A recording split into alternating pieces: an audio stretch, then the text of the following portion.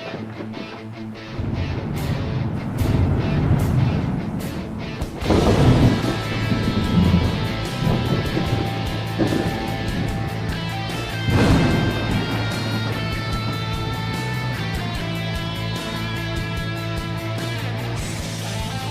out there and welcome to the No Shit Cast. I'm your host, Matt Fraser. Welcome to today's, non-regular update on shit to know. Basically what this is me reading articles that I think are cool or interesting. And then talking about them here. So this was one that popped up today. Harvard physicist says wormhole travel is possible, but it's not fast. This comes from Futurism. The idea of wormholes, tunnel-like bridges connecting 2 points in space-time, has been around for decades, with many speculating that wormholes could enable interstellar or even intergalactic travel. Now, Harvard physicist Daniel Geoffreys has a dose of good news and bad news for fans of the sci-fi staple.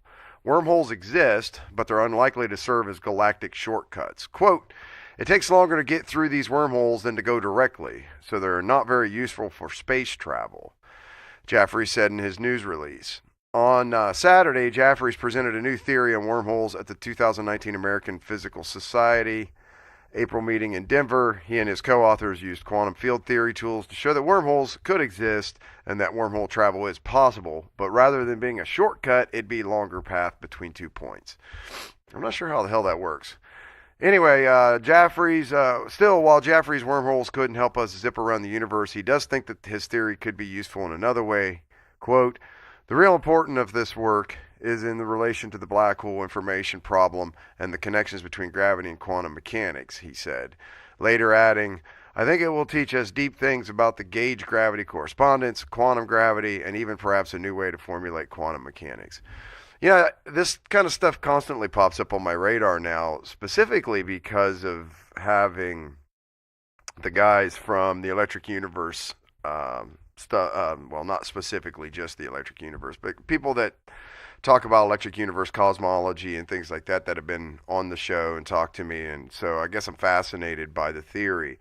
And I was watching, I don't remember which service I was using the other day, but I actually saw that there's a series now that's coming out that's it's actually called The Electric Universe. I don't know if it's coming out, but it was episode 1, so I'm assuming that there's going to be more. But and watched it, and it was kind of interesting to see how all of that sort of gets stitched together in another format. But nonetheless, I think this is going to be something that we're going to be having the guys from the EU show and be back on here and sort of talk about these new findings and what it means, this whole new black hole stuff means and things like that. So stay tuned for that. CNN, victims of human sacrifice found by engineers laying water pipes. This is from London. Dozens of Neolithic skeletons, including those of people who may have been victims of human sacrifice, have been discovered in an almost 3,000-year-old settlement in Britain. That's the thing about, I guess we're starting to figure that out here in the United States, but you got to dig a lot deeper. But when you go to these places where people have lived just on top of the same piece of dirt for thousands of years, you can't, you just almost can't even dig in the ground without finding something. And I guess that's sort of true here in the U.S. too, depending on where you're digging. There's all kinds of stuff here that are places here where there was large Native American settlements. The remains of 26 people from Iron Age and Roman periods were found, including a woman with her feet cut off and her arms bound behind her head, and another person with their skull placed by their feet. A collection of tools from different time periods was also found in the settlement, which was discovered by engineers laying water pipes in Oxfordshire, England. Archaeologists inspecting the remains believe the people found were from the same community involved in creating the Uffington White Horse, a prehistoric chalk sculpture on a nearby hill.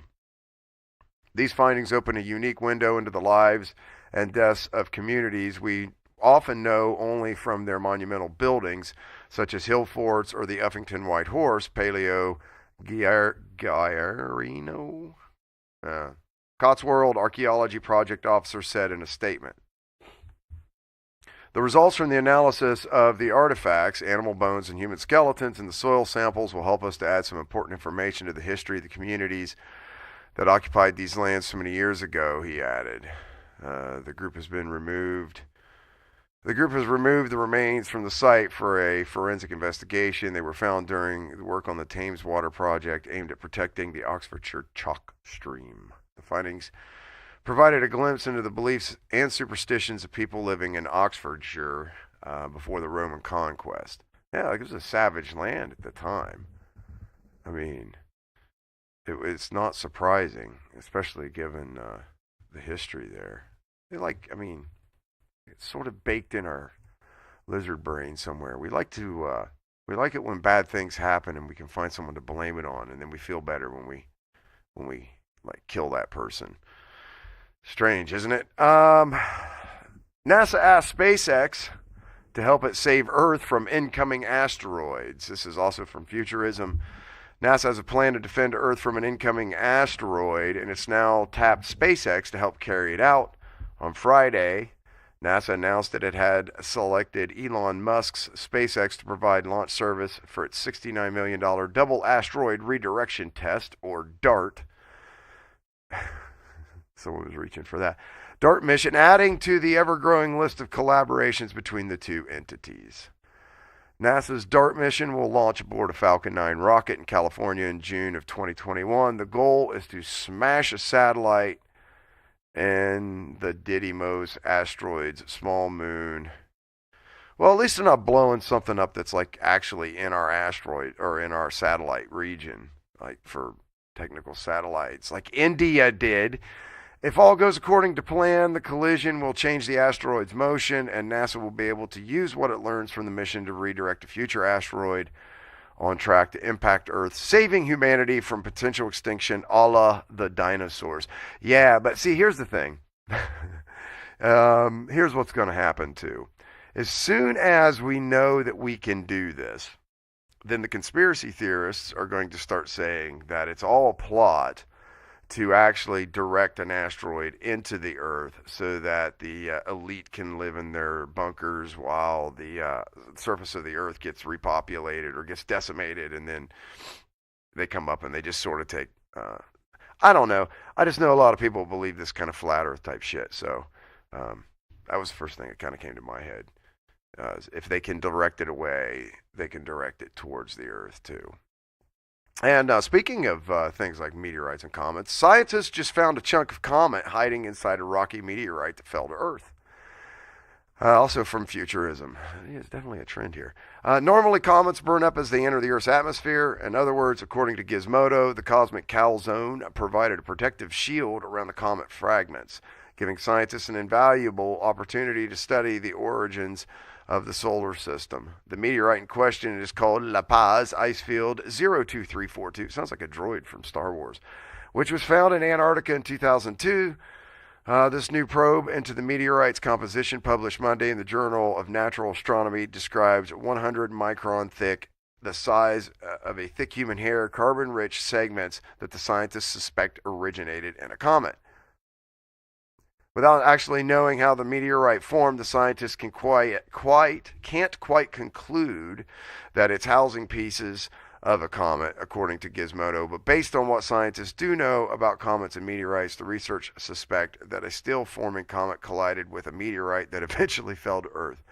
What are the freaking odds? They got to be in like the hundreds of billions. Very few comets survive the descent to Earth, so if that's really what scientists found, it could give them a rare glimpse into how celestial bodies are formed. So this is one of them things that is so improbable to happen as to almost be considered impossible, but yet here it sits. And I don't know why we don't call shit like this miracles. It's kind of strange.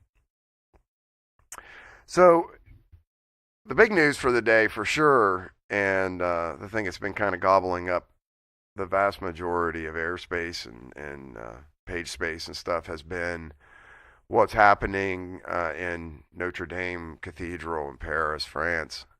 And it's kind of, I don't know, I feel really, I guess, I just think about the loss of history that's happening. in this beautiful building, and that was, built by human beings, and has been has been kept up and has been around as part of the history of Paris for a really, really long time, not to mention everything that was inside of the building.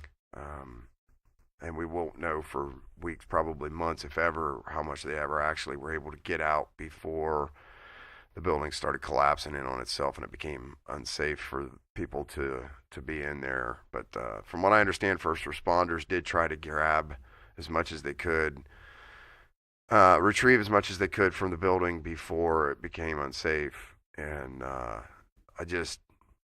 I don't know. It's painful to watch the videos of this happening, and I guess my heart really goes out to, especially given the weekend that's coming up and the religious significance of it, to the people that this has been kind of a staple of a religious monument for a really, really long time, and I feel bad, especially for those most affected by it.